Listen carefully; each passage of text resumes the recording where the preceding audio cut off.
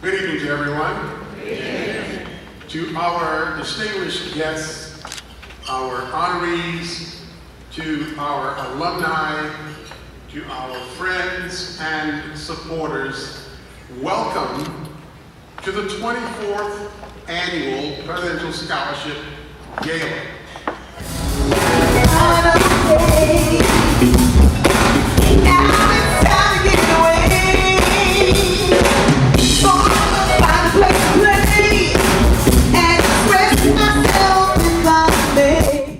I'm standing with Reverend Dr. Middleton, who is an administrator here in charge of the alumni affairs. Is that right? Alumni affair and advancement, fundraising. That's my job, fundraising. Tell us how important this event is, if you will. Well, this event is very important because it gives us a chance to highlight some of our distinguished alumni.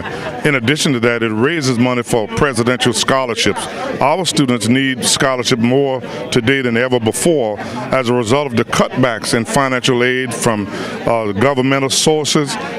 This event will raise about $200,000, and that's going to help a number of students continue their college education. You know, believe it or not, I actually counted the number of chairs and tables. I counted 61 tables, 10 chairs around each table. That comes to $140,000. That's correct. And that's the ticket. That's ticket. And then more comes on top of that. But really the sponsorships are really, you counted the tickets. That's how much ticket we get in tickets. But the sponsorships, right. We have a number of organizations who support us, right. who 20,000, 30, 40, and that makes the difference. Yes. That makes the difference. You guys might do over 200,000. That's our goal. Well, really, we hope that we could do about 300,000. Talk to us about the alumni giving. You guys are one of the largest alumni giving organizations. About 66% of your alumni give back to the college. Well, actually, Harvard, we have the highest alumni giving among all HBCUs. Our alumni giving is 53%, and that's not only is that highest among HBCUs, it's respectable among all institutions, the Harvards, the Yales, the Dartmouth. And one of the reasons for that is because our students, our alumni, believe and are taught to give back.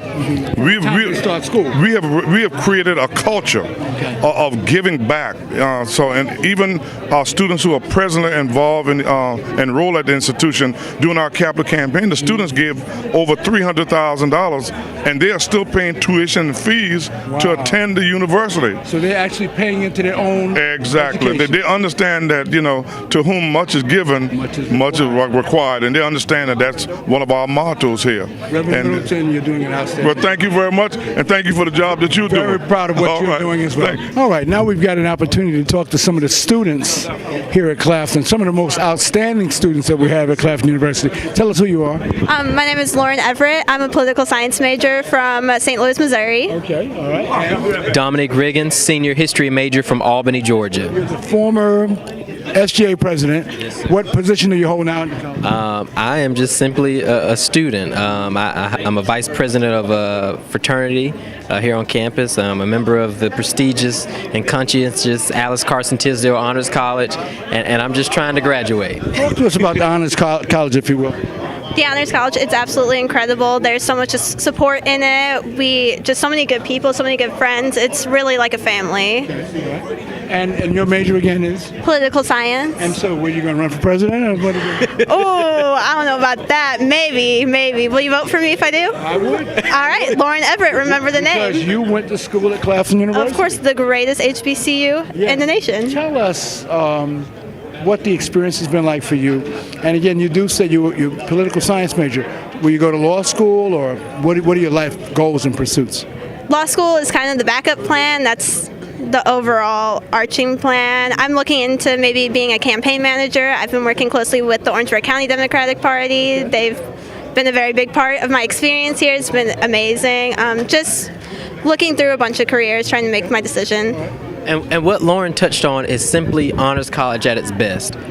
What I can say, I'm sure, and I speak as well as Lauren, is Mrs. Tisdale has immersed us in the community. As she said, the Orangeburg Democratic Party has been a tremendous support in her education here as a political science major here in Orangeburg. And so the Honors College has truly reached out chosen the best and the brightest here on the Hilltop High and thrown them into the world to reiterate Dr. Tisdale's visionary leadership with global perspectives, taking it one step at a time, but yet to whom much is given, much is expected. And so that's pretty much what we're involved in, being as Honors College members, presidential scholars. Tonight, many of the supporters and seat holders help fund our scholarship. They take care of much of the burden that we would have to cover overall.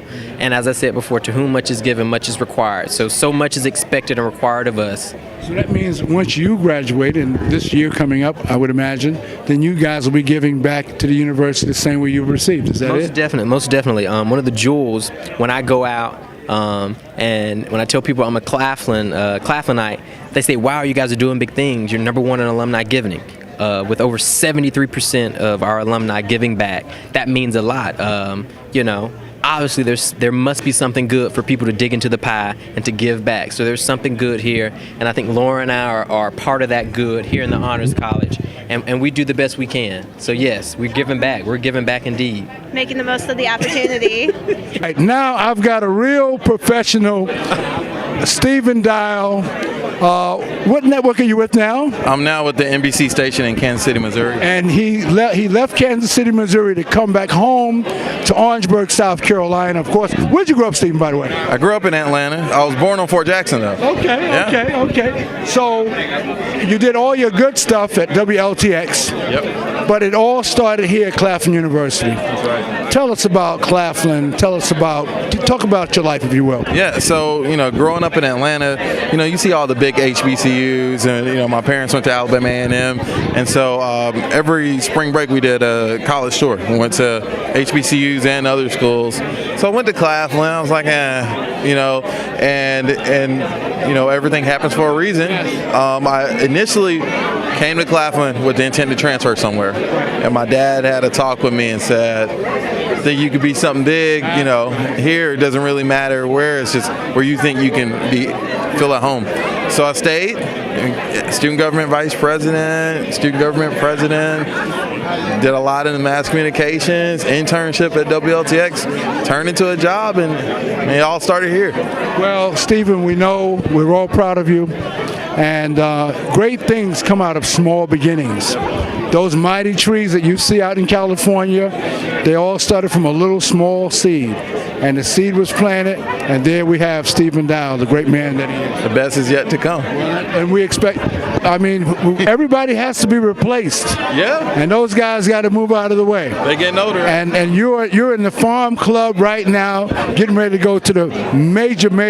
You might be one of those nightly anchor news guys, those multi-million-dollar guys. And I'm going to come back and make a big donation. We want to thank you, Stephen, for all you continue to do. This is a great night.